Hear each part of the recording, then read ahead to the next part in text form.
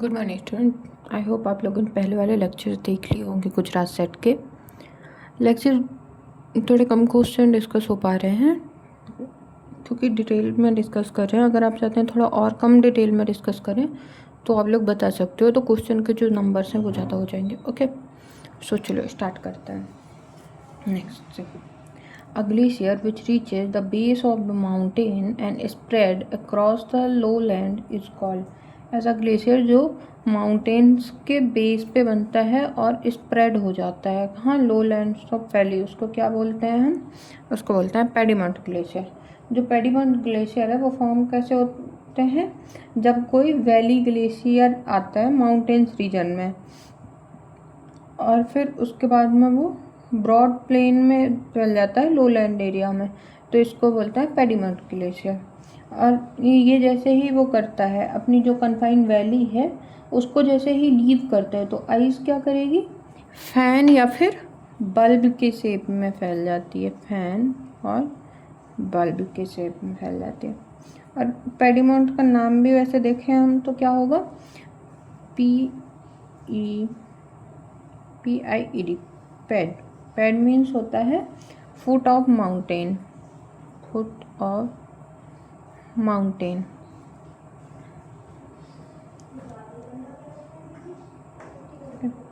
And मॉन्ट मतलब foot of, and मॉन्ट हो गया माउंटेन।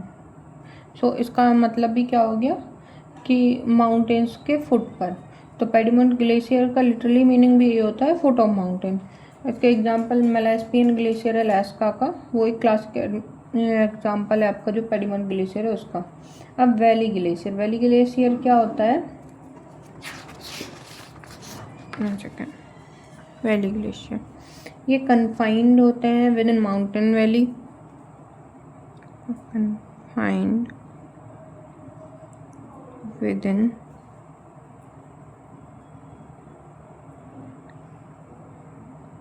माउंटेन वैलीज, और ये वाइडली प्लेन पे स्प्रेड आउट नहीं होते हैं जैसे कि हिमालयन वैली ग्लेशियर है जो।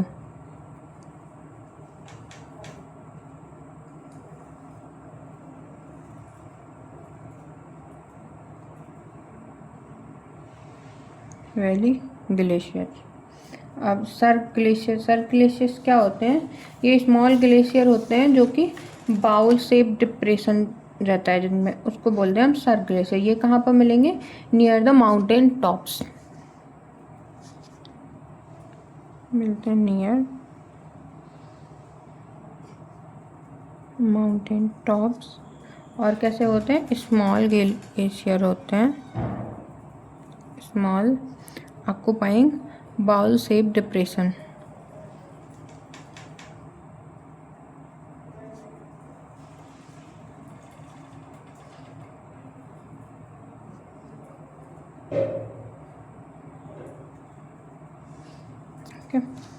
पेडीमॉन्ट क्या है? पेडीमॉन्ट ग्लेशियर वैली ग्लेशियर जैसे इमर्ज होता है from the mountain and spread होता है लोलैंड एरिया में, तो उसको वैली ग्लेशियर कहते हैं। Temperate glacier. टेम्परेट ग्लेशियर है वो क्लासिफिकेशन किसके बेस पे है?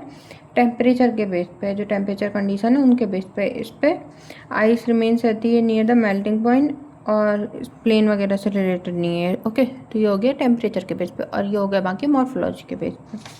Next question, the large waves which create an oscillatory movement in the water column and caused by undersea disturbance are called।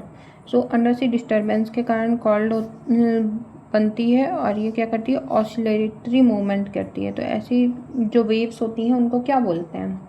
उनको बोलते हैं हम सुनामी, हरिकेन, ट्रॉपिकल सुनामी। जो सुनामी है वो क्या है?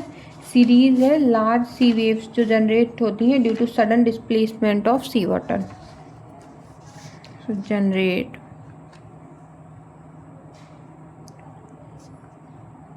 due to sudden displacement of sea water।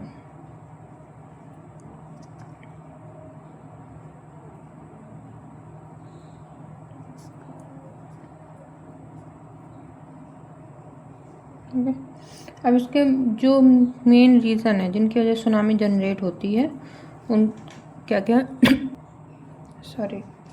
So main reason क्या क्या होंगे इसके, एक तो होगा अंडर सी अर्थक्वेक,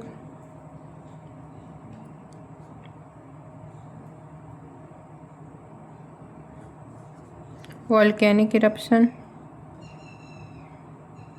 जो अर्थ मतलब अंडर सी वॉल्केनिक इरप्शन होता है उनकी वजह से, वॉल्केनिक इरप्शन, या फिर सबमरीन लैंडस्लाइड हो जाए,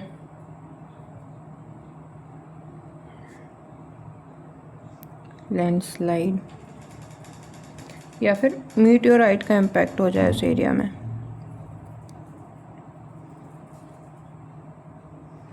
इन सारे रीजन्स की वजह से क्या हो सकता है, सुनामी आ सकती है। इसके जो फीचर्स हैं वो क्या होते हैं, जैसे ऑर्डिनरी सरफेस वेव होती हैं, सुनामी उनकी तरह नहीं होती है। सुनामी डिस्टर्ब करती हैं पूरे के पूरे वाटर कॉलम को, from sea surface to ocean floor. Okay, तो ये डिस्टर्ब करती हैं entire water column.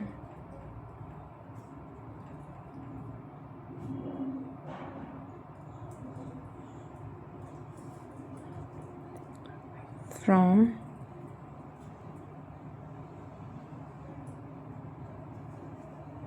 C surface to sea floor, या फिर ओशियन फ्लोर कर लो।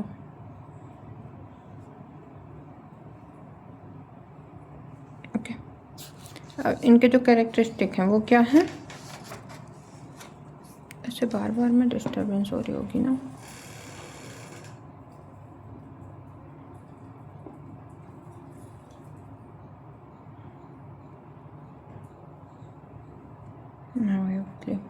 जो सुनामी, इनके क्या क्या होंगे, इसमें वेरी लॉन्ग वेव लेंथ होगी, very long wave length,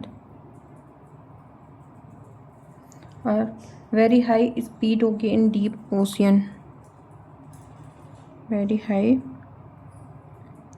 speed in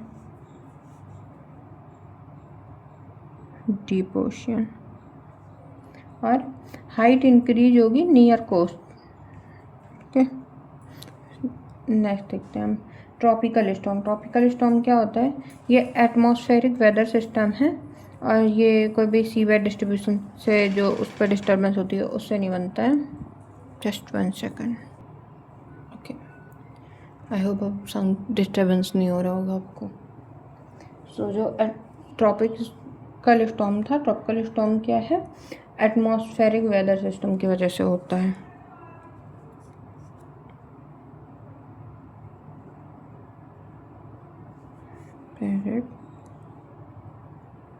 weather system phenomena है, डिस्टर्बेंस की वजह से कॉज नहीं होता। साइक्लोन, साइक्लोन क्या है, लो प्रेशर सिस्टम है विद रोटेटिंग विंड, को बोल सकते हो low pressure system with rotating wind. Okay, hurricane क्या है, हरिकेन है अटलांटिक वर्जन है ट्रॉपिकल साइक्लोन का,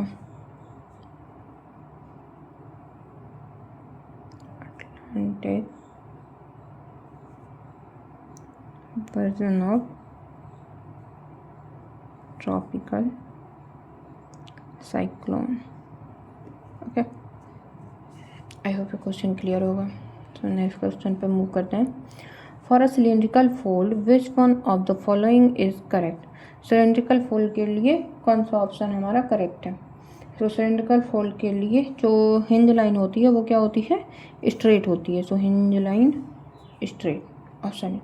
जो सिलेंड्रिकल फोल्ड है वो फोल्ड क्या है, fold in which all hinge lines are parallel to a straight line forming a cylindrical geometry. So all जो भी हिंज लाइन्स हैं, यहीं पे लिख सकते हैं तो दोबारा नहीं लिखना होगा। All hinge line is straight and parallel to, किससे, जो स्ट्रेट लाइन है उसके पैरेलल होंगी, और जिसकी वजह से क्या फॉर्म करेंगे, एक सिलेंड्रिकल जियोमेट्री फॉर्म करेंगे। सो फॉर्मिंग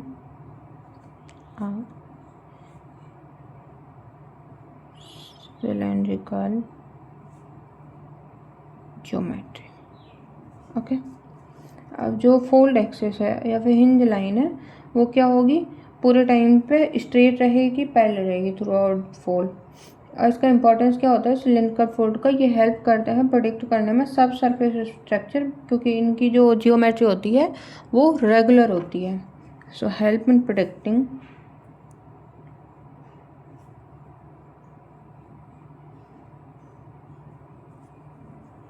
surface structure because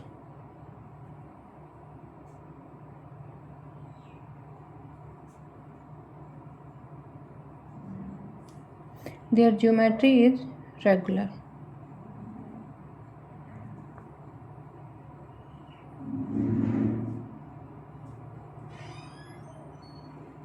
ठीक है। अब हिंज लाइन अगर कर्व्ड होगी तो क्या बोलेंगे उसको, व्हेन हिंज लाइन कर्व्ड, तो इसको बोलते हैं non cylindrical fold.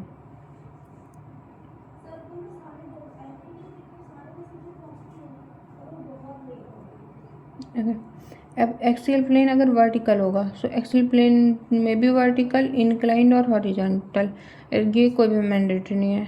Limbs are inclined at the same angle, तो ये भी कोई ऐसा एसेंशियल कंडीशन नहीं है जो सिलेंड्रिकल फोल्ड को हमारे डिफाइन कर रही हो। Okay, so I hope clear होगा। नेक्स्ट क्वेश्चन पर हम चलते हैं। So a mesoscopically penetrative parallel alignment of planar fabric element in a rock is known as, तो जो मेसोस्कोपिकली होता है और पेनिट्रेटिव पैरेलल अलाइनमेंट है, parallel alignment of planar fabric, तो उसको क्या बोलते हैं, तो उसको बोलते हैं हम फोलिएशन। सो फोलिएशन क्या है, a planar structure in metamorphic rock, metamorphic rock produced by alignment of platy or elongated minerals under directed pressure, under directed pressure। इसके एग्जांपल क्या है, जैसे स्लेट, सेस्ट, नीस, ये हैं इनमें। अब ये बनता क्यों है, ये जो हमारा फोलिएशन है ये बनता है due to differential stress during metamorphism, due to differential stress during metamorphism.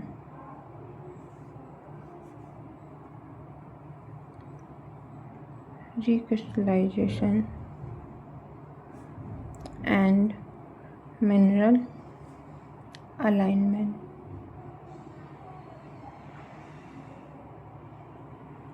Okay, type क्या होता है, जैसे slaty cleavage, schistosity, gneissic banding. Okay, cleavage, cleavage क्या है, एक स्पेशल टाइप ऑफ फोलिएशन है। So specific type of foliation. Lineation, lineation में क्या होता है, लीनियर अरेंजमेंट ऑफ मिनरल्स होता है। जैसे इसमें पैरेलल में क्या था, प्लेनर फैब्रिक था, इस पे लीनियर होता है। सो लीनियर अरेंजमेंट ऑफ मिनरल्स।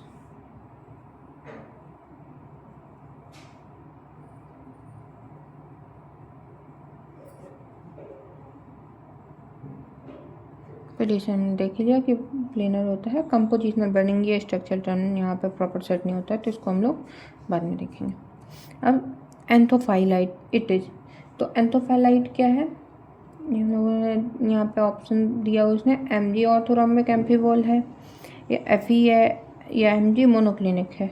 सो ये होता है एमजी ऑर्थोरोम्बिक एम्फीबॉल जो हमारा एंथोफाइलाइट है।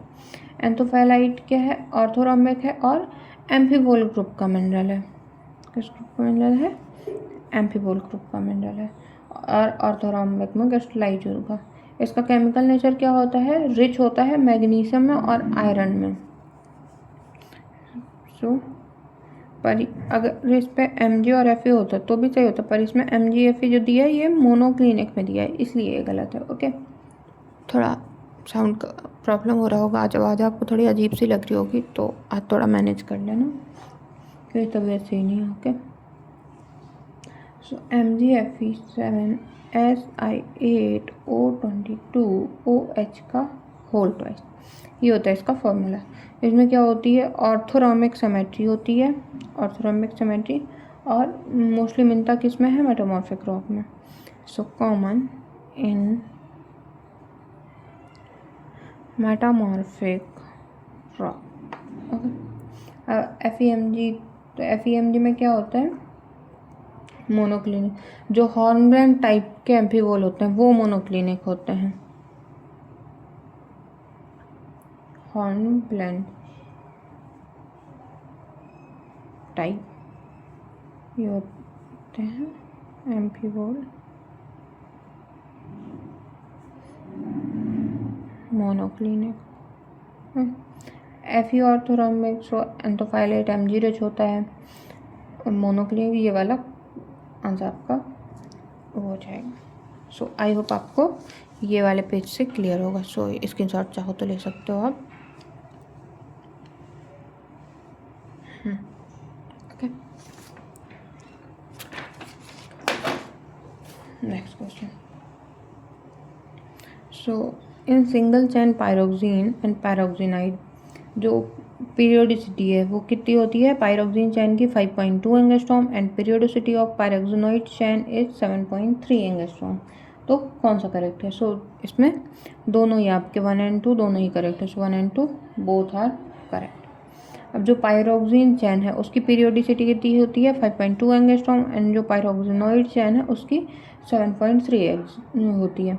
जो पायरोक्सिन और पैरोक्सिनाइड है ये दोनों ही कैसे हैं, सिंगल चैन जियोमेट्री को शो करते हैं,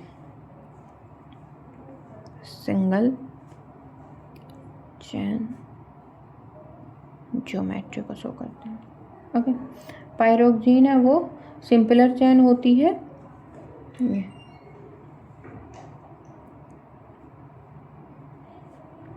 सिंपलर चैन, और इसकी जो पीरियोडिसिटी है वो 5.2 एंगस्ट्रॉम होती है।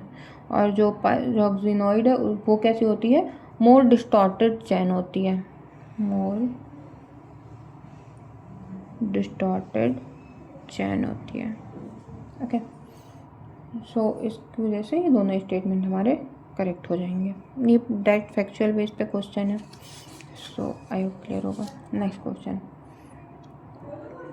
Minerals in the rocks are responsible for the slaty cleavage. Slaty cleavage क्या है, जो आपकी नीचे वाली बेसल क्लीवेज है उस पर आपकी ऐसे सीट बाय सीट निकल रही होती हैं, उसको हम बोल देते हैं स्लेटी क्लीवेज। तो वो किसकी वजह से होती हैं, माइकेसियस। माइका का आप अभी क्या करोगे, आप देखो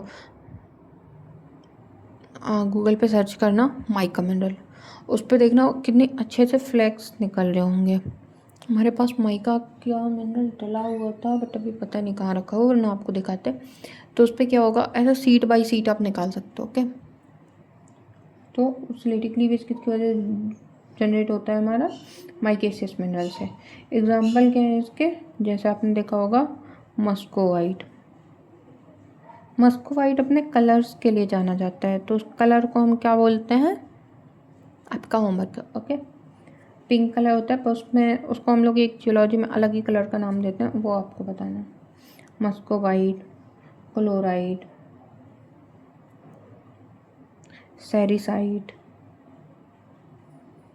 ये सारे क्या हैं, प्लेटी मिनरल्स के एग्जाम्पल हैं जो कि एक्सीलेंट क्लीवेज प्लेन्स हमारे जनरेट करते हैं।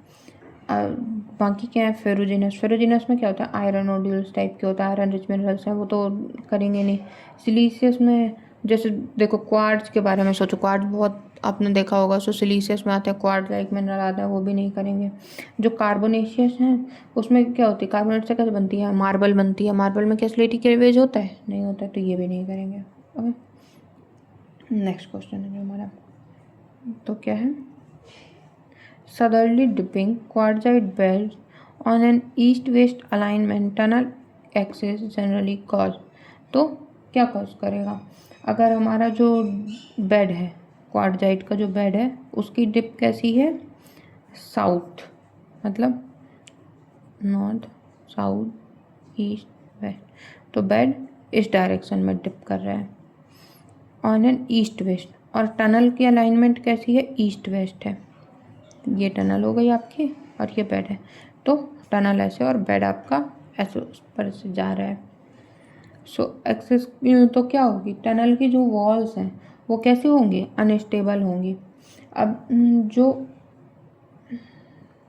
क्वार्टजाइट है वो बेड क्या है, साउथ की ओर डिप कर रहा है, टनल ईस्ट वेस्ट जा रही है, जिसकी वजह से जो बेडिंग प्लेन है वो इंटरसेक्ट करेगा टनल्स वॉल को। So bedding plane intersect tunnel wall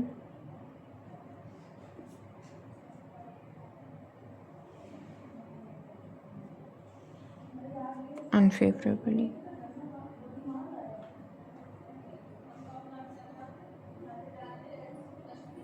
okay, और इसका रिजल्ट क्या होगा कि ब्लॉक में स्लाइड कर सकते हैं इनटू टनल, जिसकी वजह से जो हमारी इंस्टेबिलिटी है वो जनरेट होगी।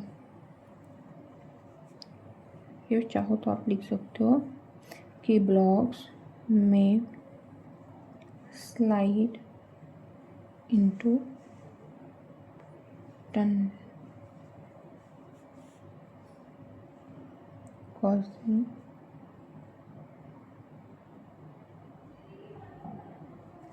instability। Okay, now over break. Over break क्या होता है, जनरल ब्लास्टिंग इशू होता है। ये general blasting issue. Water seepage है, यहाँ पे कोई मेन वो नहीं होगा क्योंकि वाटर के बारे में हमें कुछ बताया ही नहीं गया कि पानी कहाँ पर है। टनल वॉल्स करेक्ट ऑप्शन है। जो अनइवन फ्लोर है इसके बारे में भी कोई प्राइमरी इफेक्ट नहीं बता सकते क्योंकि हमें फ्लोर के बारे में भी नहीं बताया गया और वाटर सीपेज के बारे में भी नहीं बताया गया। Okay, so I hope clear होगा। Next question, which one of the following is a trellis type of drainage pattern. Trellis type का ड्रेनेज पैटर्न कौन सा होगा। So when the parent and tributary stream flow parallel to each other, या फिर if there is right angle bend in both tributary and parent stream, when stream radiate in all direction from towards a common center, if elongated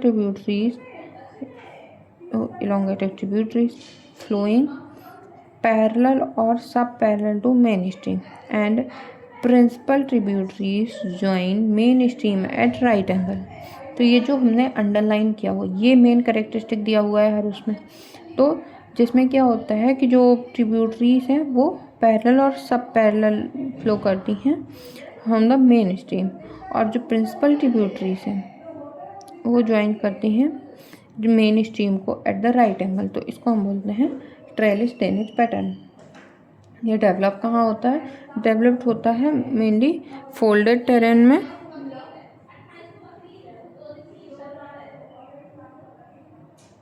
with alternating hard and soft rocks।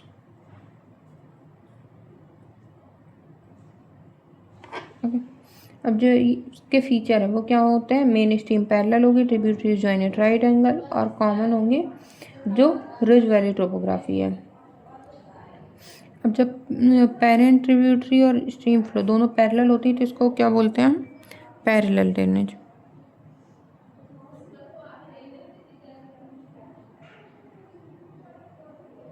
Okay, right angle bend ऐसा कुछ है नहीं, और जो दूसरा है कि radiate होंगी ऑल डायरेक्शन में, ये भी इस पे नहीं होगा। ये क्या होंगे, इसका क्या नाम होता है, radial drainage.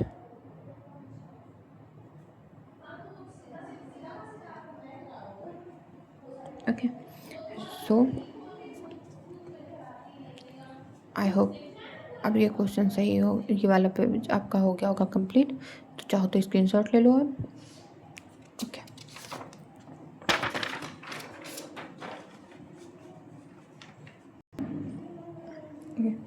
So the most tropical intertrappean macrofossil as, वो कौन सा होता है, इंटरट्रेपिन। इंटरट्रेपिन का मतलब क्या है, जो इंटरट्रेपिन बेड्स है वो अकर होता है between Deccan trap lava flow and contain fresh water flow. अब देखो, एक बार डेकन ट्रैप का लावा फ्लो हुआ तो ये लावा की वजह से बेड बन गया, उसके बाद में जो लावा फ्लो है वो पॉज हो गया, और यहाँ पे जो फ्रेश वाटर है या फिर जैसे भी है वो डिपॉजिट हो गए। और वो डिपॉजिट के बाद में फिर से एक वेव आई लावा फ्लो की। तो जो ये बीच वाला है इसको हम बोलते हैं इंटरट्रेपियन। ये क्वेश्चन इंटरट्रेपियन क्या है ये हम लोगों ने एमपी में भी देखा है। कौन कौन से ऑप्शन थे, जैसे इंटरट्रेपियन था, उसको कन्फ्यूज करने के लिए एक इंफ्राट्रेपियन था। ओके, सो उसमें हम लोग इंटरट्रेपियन के बारे में बहुत अच्छे से पढ़ चुके हैं, तो वो आप वहाँ से पढ़ लेना, ठीक है। सो ये क्या होते हैं, क्या है जो यहाँ पे डेक्कन ट्रैप्स हैं, वो फ्रेश वाटर फॉसिल्स को भी रखते हैं। और जो फ्रेश वाटर गैस्ट्रोपोड है वो कॉमनली इंटरट्रेपियन डिपॉजिट में पाया जा सकता है, ऐसे बोल सकते हो आप। सो फ्रेश वाटर गैस्ट्रोपोड, गैस्ट्रोपोड क्या है, मोलस्का का फॉसिल है। मोलस्का में कौन से फॉसिल होते हैं, 3 टाइप के, सेफेलोपोड, गैस्ट्रोपोड एंड बाइवॉलिया या फिर lamellibranchia. So fresh water gastropod हैं जो वो कॉमनली मिलते हैं हमें, found in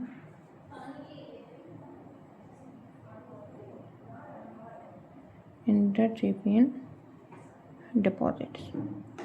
okay, so fresh water कौन है, फाइजा। ट्राइगोनिया कैसा है, ट्राइगोनिया मैराइन है। म्यूरेक्स ये भी मैराइन है। और कार्डिटा ये भी मैराइन है। सो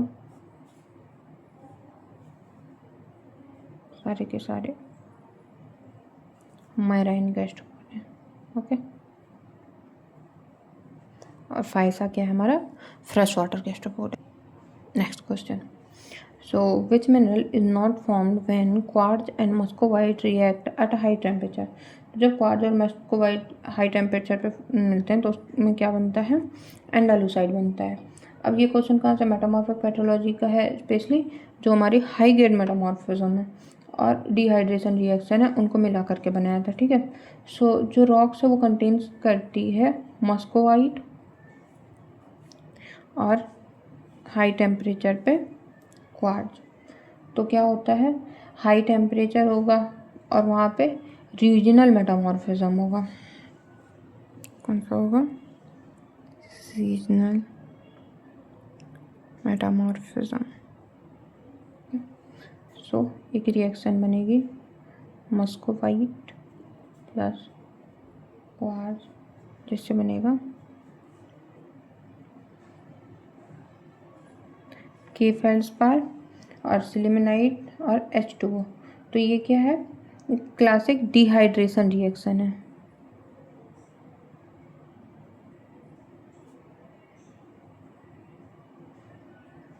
ओके, अब जो मस्कोवाइट है, मस्कोवाइट क्या है, पोटेशियम रिच माइका है।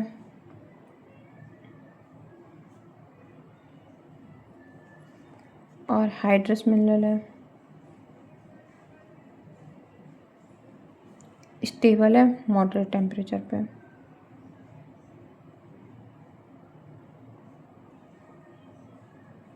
क्वार्ट्ज क्या है, प्योर सिलिका है।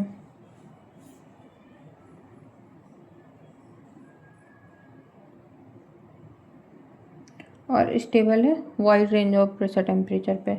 क्वार्ट्ज के बहुत सारे पॉलीमॉर्फ होते हैं, so wide range of pressure and temperature. So जो के फेल्ड्स्पार है ये कब फॉर्म होगा ना, यहाँ पे आगे करनी लिखा हमने, के फेल्ड्स्पार प्लस सिलिमेनाइट यहाँ पे बनेगा और H2O निकलेगा प्लस H2O। ओके, तो मस्कोवाइट क्वार्ट्ज के बाद निकले। अब जो के फेल्ड्स्पार है, के फेल्ड्स्पार क्या होगा, ये भी मिलेगा हमें। क्यों, क्योंकि पोटेशियम मस्कोवाइट का जो है वो निकलेगा ना, तो वो मस्कोवाइट का पोटेशियम के फेल्ड्स्पार बनाएगा। सिलिमेनाइट हाई टेम्परेचर Al2SiO5 जो पॉलीमॉर्फ है हाई टेम्परेचर पे हो रहा है, इसलिए ये भी बनेगा हाई टेम्परेचर पे। वाटर भी रिलीज हो रहा है हमारा। उसके बाद में जो ऑलिगोक्लेज है वो भी पॉसिबल है, कुछ सिस्टम में डेवलप हो सकता है, जो मोर कॉम्प्लेक्स मेटामॉर्फिक रिएक्शन है जिसमें प्लेजियोक्लेज के बहुत सारे कंपोनेंट्स हैं वो मिलते हैं, तो हमें ऑलिगोक्लेज में मिलेगा। इसने क्या पूछा है ये याद रखना, नॉट फॉर्म्ड तो एंडालूसाइड। अगर नॉट नहीं देखोगे तो आप सबसे पहले क्या लगाओगे, के फेल्ड्स्पार, क्योंकि जैसे हम देखते हैं ना कि मस्कोवाइट प्लस क्वार्ट्ज को अगर हम मिक्स करते हैं हाई टेम्परेचर पे तो क्या बनता है, क्ले फेल्सपार, सिलिमेनाइट और वाटर। जैसे ही आप क्ले फेल्सपार देखोगे, ठीक है, सोडियम फेल्सपार, पोटेशियम फेल्सपार देखोगे और मस्कोवाइट देखोगे, मस्कोवाइट भी पोटेशियम रिच होता है, तो ये लगा दोगे। तो ये आपको याद रखना है कि नॉट या फिर ऐसा कुछ तो नहीं दिया हुआ है। ओके, एंडालुसाइड क्या है, Al2SiO5 पॉलीमॉर्फी है, जो अपना काइनाइट, सिलिमेनाइट और एंडालुसाइड वाला ग्राफ है, उसके लिए हमने एक शॉर्ट वीडियो अपलोड किया था। तो आप शॉर्ट वाले सेक्शन में जाना, उस पर हमने ग्राफ को डिटेल में डिस्कस किया है कि किस तरीके से बनता है पिक्चर के साथ। ओके, यहाँ पर एक चीज़ और हम लोग रिवाइज कर सकते हैं कि जो एंडालुसाइड है ये कैसी वैरायटी है, लो प्रेशर है। काइनाइट कैसी है, हाई प्रेशर है।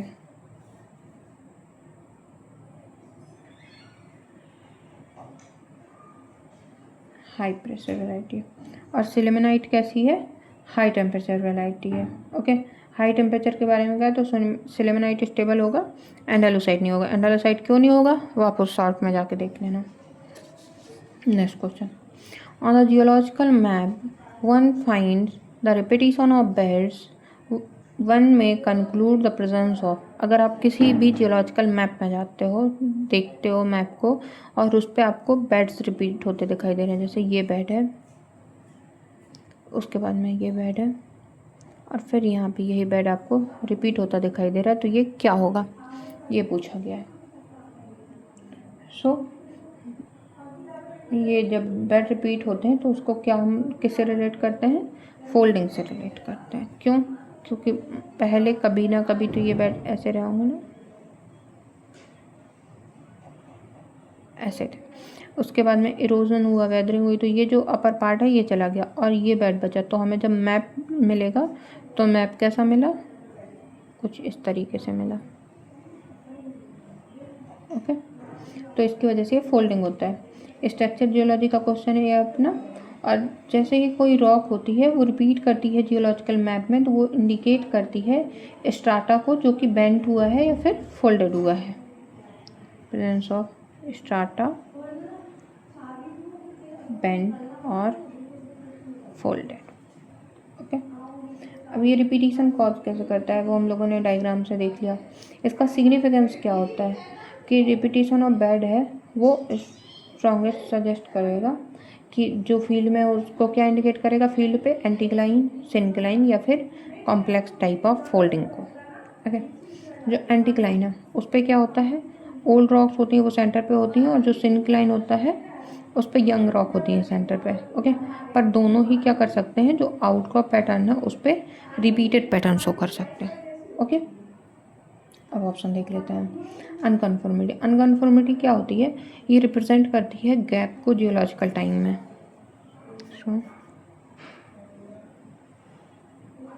Represent gap in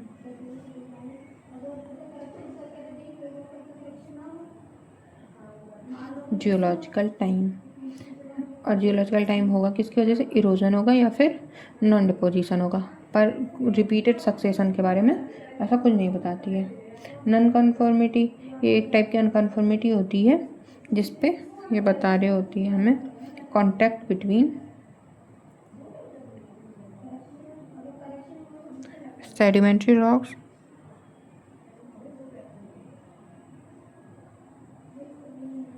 and igneous और मेटामॉर्फिक रॉक। ओके, इस पर भी कोई सा ऐसा रिपीटिशन का नहीं होता है। इरोजन बहुत डिटेल में पढ़ा हम लोगों ने, इसके बारे में कुछ भी समझाने की जरूरत नहीं होगी, आई होप। ठीक, तो ये हो गया हमारा कि जब फोल्डिंग होती है तब हमें रिपीटेशन ऑफ बेड मिलते हैं। फॉल्टिंग में क्या होगा, ऑफसेट डिस्प्लेसमेंट मिलेगा। अनकन्फर्मिटी में मिसिंग स्टार्टा होगा, फोल्डिंग में रिपीटेशन ऑफ बेड होगा। ये इनके की कैरेक्टरिस्टिक होते हैं। ओके, नेक्स्ट क्वेश्चन देखते हैं। Which of the following statement is true in case of groundwater aquifer? Ground water aquifer के केस में कौन सा क्वेश्चन हमारा सही है, specific yield plus specific retention is equal to porosity. तो ये तो सही है। Specific yield minus specific retention गलत है। Specific yield and specific retention वो सम दोनों डिफरेंट होते हैं। नो रिलेशन ये भी गलत है। सो हमारा option A the correct option. अब ये क्या है, ग्राउंड वाटर इक्वेशन होती है जो हाइड्रोलॉजी में पोरोसिटी की, उससे पोरोसिटी क्या होती है? पोरोसिटी है percentage of void space in a rock और soil. So what is porosity? Percentage of void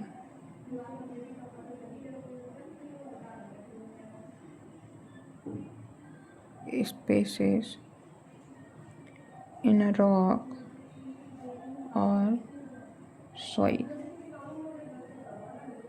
it equal to VV upon VT। ये हो गया volume of void and total volume, और ये इंडिकेट करते हैं हम पोरोसिटी में। अब जो वाटर है वो पोर्स पे क्या होगा, वो ड्रेन करेगा। कुछ वाटर क्या होगा, बहुत इजीली बाहर आ जाएगा, और कुछ उन ग्रेन्स में अटैच रहेगा। जैसे अगर आपने थर्माकोल लिया, थर्माकोल में रिटेन नहीं जाएगा, निकलेगा नहीं। आपने वो लिया स्पंज, लिया स्पंज को पानी में डुबाया और उसको निचोड़ा, तो कुछ वाटर क्या होगा, नीचे निकल जाएगा, और कुछ वाटर के मॉलिक्यूल है वो उसको गीला करने के काम आएंगे ना, वो उस पर ही अटैच रह जाएंगे। तो इस तरीके से जो पोर्स हैं वो वर्क करते हैं। अब जो स्पेसिफिक यील्ड है वो क्या है, amount of water that drain under gravity. Specific yield होता है amount of water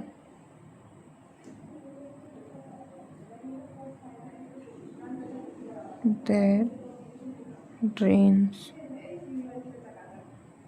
under gravity. जैसे सैंड की स्पेसिफिक यील्ड हाई होती है क्योंकि उससे वाटर इजीली फ्लो हो जाता है। ओके, अब दूसरा ऑप्शन इस पे है specific retention. So specific retention के, रिटेंशन से क्या होता है, कोई भी चीज़ को रिटेन करके रखना, वर्ड से ही आपको समझ आ रहा होगा। So amount of water retain against gravity, यहाँ पे लिख लेते हैं हम लोग, amount of water retained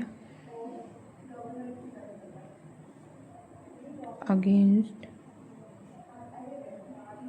gravity due to, या तो कैपिलरी फोर्स की वजह से होगा या फिर मॉलिकुलर अट्रैक्शन की वजह से होगा। ड्यू टू कैपिलरी फोर्स और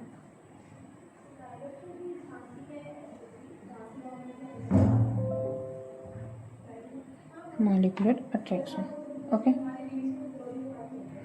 सो जो हमारा एक एग्जांपल लेके समझो, आपने सैंड देखी हो कि बालू जो रिवर साइड पे बीच पे मिल रही है, तो उस पर आप पानी डालो, एक ऐसे कुछ लो जिससे पानी नीचे गिर सके, कोई छन्नी टाइप की, और उस पर सैंड लो, उस पर पानी डालो, तो क्या होगा, सैंड वो पानी अपने से ड्रेन होकर नीचे जाने देगी। और जो क्ले है, जो मिट्टी होती है, उस पर अगर आप पानी डालोगे तो क्या आप फिर मिट्टी से पानी निकाल सकते हो? नहीं निकाल सकते हो। तो वही होता है रिटेंशन एंड जो यील्ड है उनके बीच में डिफरेंस। और उसके बाद में एक इनके बीच में एक रिलेशनशिप होगा। जो पोर वाटर है वो कैसा होगा, जो ड्रेन हो गया और साथ में जो रिटेन है, तो इसकी वजह से जो पोरोसिटी है वो कैसे होती है, स्पेसिफिक रिटेंशन प्लस जो हमारा ड्रेन वाटर है यानी स्पेसिफिक यील्ड, उसको हम बोलते हैं porosity. Okay, so I hope बहुत डिटेल में हो गया। अब आपको एक क्वेश्चन याद हो गया होगा। सो फॉर्मूला ऑफ बोर, क्या पूछा है, बोर्नाइट, बोर्नाइट का फॉर्मूला पूछा है। बोर्नाइट का एक फ़ोटो और उसके बारे में एक इंटरेस्टिंग फैक्ट भी डाला था हमने शॉर्ट्स में एक लेक्चर में। बोर्नाइट दिखता कैसा है वो आपको देखना है तो आप उस शॉर्ट पे जाके देख लीजिएगा। ओके, अब जो बोर्नाइट है उसका फॉर्मूला होता है CO5Fe4, CO5Fe4। तो ये क्या है, कॉपर आयरन सल्फाइड मिनरल है। इसका निकनेम होता है पीकॉक ओर। क्यों? क्योंकि ये ब्रिलियंट इरिडिसेंस शो करता है, बहुत सारे कलर्स होते हैं जो कि शो कर रहे हैं, इसकी वजह से इसको बोलते हैं हम पीकॉक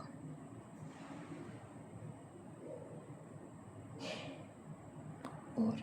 ओके, ये कंटेन करता है कॉपर, आयरन और सल्फर, पर ये ओर मिनरल किसका है, कॉपर का ओर मिनरल है।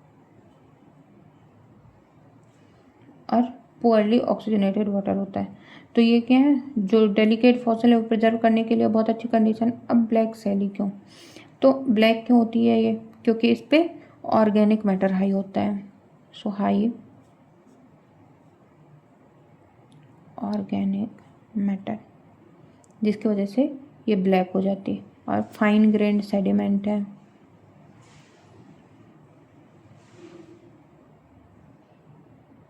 फाइन ग्रेन्ड सेडिमेंट है। और लो ऑक्सीजन कंडीशन है, लो O2 कंडीशन है। लो ऑक्सीजन क्या करती है, प्रिवेंट करती है डिकम्पोजिशन को, बायोटर्बिशन को, और एक्सेलेंट फॉसिल प्रिजर्वेशन देती है। सो एक्सेलेंट इंडेक्स फॉसिल प्रिजर्व होते हैं रैपिडली कहाँ पे, जो कि हमारे वाइड जियोग्राफिकल डिस्ट्रीब्यूशन को हेल्प करते हैं। को रिलेशन में यूज होगा, पेलियो एनवायरमेंट इंडिकेटर होगा। ओके, अब ऑप्शन देख लेते हैं हम कि बाकी में क्यों नहीं होगा। सो चर्टी लाइमस्टोन, चर्टी लाइमस्टोन क्या होता है, यूजली जो सिलीसियस होते हैं, चर्ट क्या है, सिलिका है, तो जो सिलीशियस कंपोजिशन के होते हैं ऑर्गेनिज्म उनको करता है। और जो कार्बोनेट डिपॉजिट है वो ग्रेप्टोलाइट के लिए नहीं है। ओके, अब ब्लैक सैंडस्टोन, सैंडस्टोन क्या है, हायर एनर्जी इन्वायरमेंट है। और जो ग्रेप्टोलाइट है उनके फॉसिल कैसे है, डेलिकेट है, तो वो फॉसिल पूरे ब्रेक डाउन हो जाएंगे। ब्लैक कार्बोनेशियस सेल है, ये हमारा करेक्ट होगा, ये क्लासिक लिथोलॉजी है और ग्रेप्टोलाइट प्रिजर्वेशन के लिए। अब जो डार्क मैक्रेटिक लाइमस्टोन है, ये भी लाइमस्टोन है, पर इसमें क्यों नहीं होगा, जो मिक्राइट लाइमस्टोन है वो प्रिजर्व करता है मैराइन फॉसिल को, कर सकता है। पर जो ग्रेप्टोलाइट है वो मोस्ट करेक्टरिस्टिकली एसोसिएटेड होता है हमारा मिक्राइट लाइमस्टोन के साथ, नहीं कार्बोनेशियस सेल के साथ में, जो black carbonaceous cell.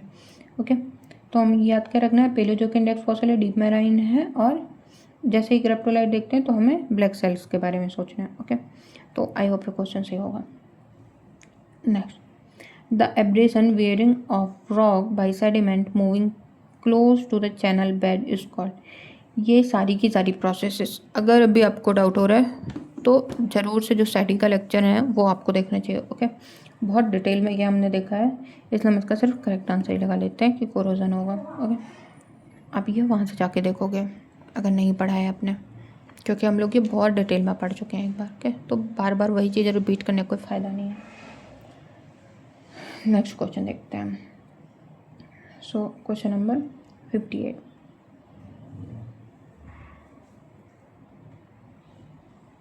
Darcy law determine the flow of water through porous media, however it cannot be applied to those soil with soil। देखो डार्सी का भी क्वेश्चन रिपीट हो रहा है, डार्सी का हम लोग एक क्वेश्चन और भी देख चुके हैं पहले। सो जो डार्सी है वो क्या होगा, ग्रेवली नेचर का, जो भी हमारा सैंड है उस पर नहीं फॉलो करेगा, कैन नॉट, मेन पॉइंट आपको देखना। ओके, अब इसका एक्सप्लेनेशन देखते हैं कि ग्रेवल नेचर पे क्यों नहीं करेगा। तो डार्सी लॉ क्या करता है, फंडामेंटल लॉ है हाइड्रोलॉजी और ग्राउंड वाटर फ्लो का, डिस्क्राइब क्या करता है, laminar through flow through porous media, describes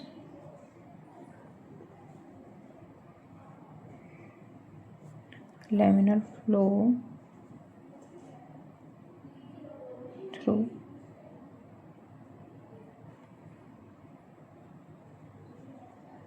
porous media. Okay, इसका फॉर्मूला क्या होता है डार्सी लॉ का, Q इक्वल टू KIA, जिसमें से Q क्या है, discharge, K hydraulic conductivity, I hydraulic gradient, A cross section area. अब जो डार्सी का लॉ है ये किसके लिए वैलिड होता है, डार्सी लॉ वैलिड है जो हमारा पार्टिकल स्मूथली पैरेलल लेयर्स में मूव करता है, मतलब कि लैमिनर फ्लो के लिए। अब जैसे जो fine grain material, fine grain में तो धीरे धीरे कर रहा है, सैंड में भी कर रहा है, मॉडरेट परमिएबल है तो भी धीरे धीरे लैमिनर फ्लो करेगा, टर्बुलेंट के लिए वैलिड नहीं होता है। अब जैसे ही ग्रेवल है, ग्रेवल सॉइल जो होगी उस पर बहुत ज़्यादा पोर स्पेस होंगे, बहुत बड़े बड़े पोर स्पेस होंगे, सो वेरी लार्ज पोर स्पेस, वेरी लार्ज पोर स्पेस होंगे। उसके अलावा जब पोर स्पेस ज़्यादा है तो इस पर हाई परमेबिलिटी होगी, हाई परमेबिलिटी, और हाई वेलोसिटी फ्लो होगा।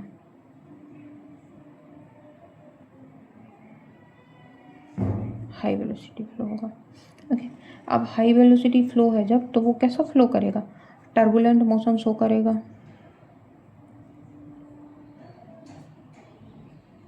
और जो टार्सीला है वो किसके लिए? टर्बुलेंट मोशन के लिए नहीं फॉलो करता है, लैमिनर के लिए वैलिड है। अब जो रेनॉल्ड नंबर है उसका भी कंसेप्ट हम लोग इसी पे समझ लेते हैं एक बार। तो जो लो रेनॉल्ड नंबर है उसका मतलब होता है लैमिनर फ्लो। फैक्ट आप एक याद कर लीजिए, बाकी डिटेल इसकी कोई क्वेश्चन आएगा तब देखेंगे। लो रेनॉल्ड्स नंबर लैमिनर, और अगर हाई है रेनॉल्ड्स नंबर तो उसका मतलब होता है टर्बुलेंट फ्लो है। ओके, सो जो डार्सी लॉ है वो परमेबिलिटी लो होगी, वेरीफाइंग ग्रेड होगा तभी अप्लीकेबल होगा, ग्रेवल के में नहीं होगा, जो सैंड है उसमें होगा, और जो मॉडरेटली परमेबल है स्टिल उस पर भी होगा। डार्सी लॉ तो फिर किस पे हो गया? सैंडस्टोन, सिल, मॉडरेटली परमेबल, एक्वर। और लीस्ट किसके लिए हो गया? ग्रेवल, कास्ट सिस्टम, या फिर जो फ्रैक्चर टर्बुलेंट सिस्टम है उनके लिए। ओके, तो आई होप ये आपको अभी क्लियर होगा। नेक्स्ट क्वेश्चन देखते हैं। It is the type of fault that characterized by a blocks above the fault plane moves upward related to the block below the fault plane। ये अगर आपका fault plane है तो ऐसे मूव कर fault plane है। अब क्या बोल रहा है? block above the fault plane, above the fault plane moves upward, ये upward मूव कर रहा है। Related to blocks below the fault plane, ये बिलो द फॉल्ट प्लेन है और ये ऐसे मूव कर रहा है। ओके, तो ये कौन सा टाइप का फॉल्ट है? ऐसे फॉल्ट प्लेन है जब आप फॉल्ट प्लेन बनाते हो और जो बेड है वो कवर कर जाए डायरेक्शन में, वो उसको हम लोग क्या बोल देते हैं? फुटहोल बोल देते हैं। और जो आउटसाइड रह जाता है उसको हैंगिंग वॉल बोल देते हैं। जब हैंगिंग वॉल अपवर्ड मूव करती है तो उसको क्या बोलते हैं हम? रिवर्स फॉल्ट बोलते हैं। सो फॉल्ट क्या है? फ्रैक्चर है रॉक के अलॉन्ग जिसपे डिस्प्लेसमेंट होता है। अच्छा एक बात बताओ, अगर रॉक के अलॉन्ग डिस्प्लेसमेंट नहीं हो तो उसको क्या बोलते हैं? ओके, अब हैंगिंग वॉल क्या है? Block above the fault plane. Footwall क्या है? Block below fault plane. Hanging और फुटवॉल। ओके, ये होगा रिवर्स फॉल्ट। जब हैंगिंग वॉल्स मूव अपवर्ड तो रिवर्स फॉल्ट होता है। और ये होता क्यों है? Due to compression. और इस पर क्या होती है? क्रिस्टल रॉक शॉर्टेंस होती है। तो किसकी वजह से होता है? Compression and shortens crystal rocks. अब जो इसका जियोलॉजिकल सिग्निफिकेंस है वो क्या है? तो ये कन्वर्जेंट बाउंड्रीज पे होता है।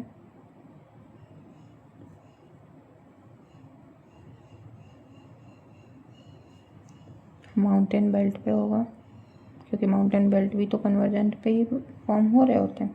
और कॉम्प्रेशनल टेक्टोनिक एनवायरनमेंट में होगा, जैसे कि हिमालय है हमारा। ओके, नॉर्मल फॉल्ट होता है अगर, तो नॉर्मल में क्या होता है? हैंगिंग वॉल डाउनवर्ड मूव करती है, रिवर्स में अपवर्ड मूव करती है, और स्ट्राइक स्लिप में हॉरिजॉन्टल मूव करती है। ओके, सो रिवर्स से हो गया, हैंगिंग में डाउनवर्ड करेगी, स्ट्राइक स्लिप में हॉरिजॉन्टल करेगी। और लिस्ट्रिक क्या होता है? ये कर्व्ड नॉर्मल फॉल्ट होता है।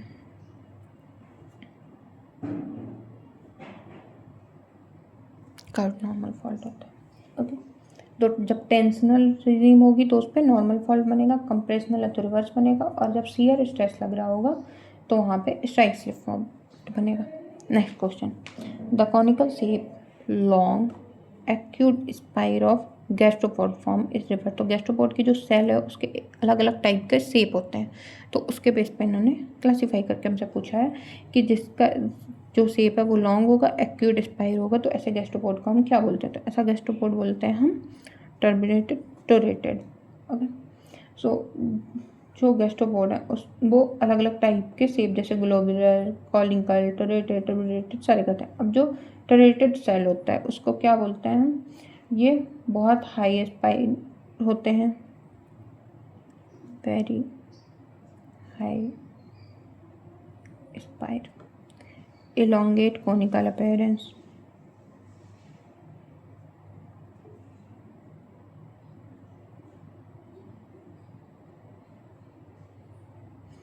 Resemble a tower or turret.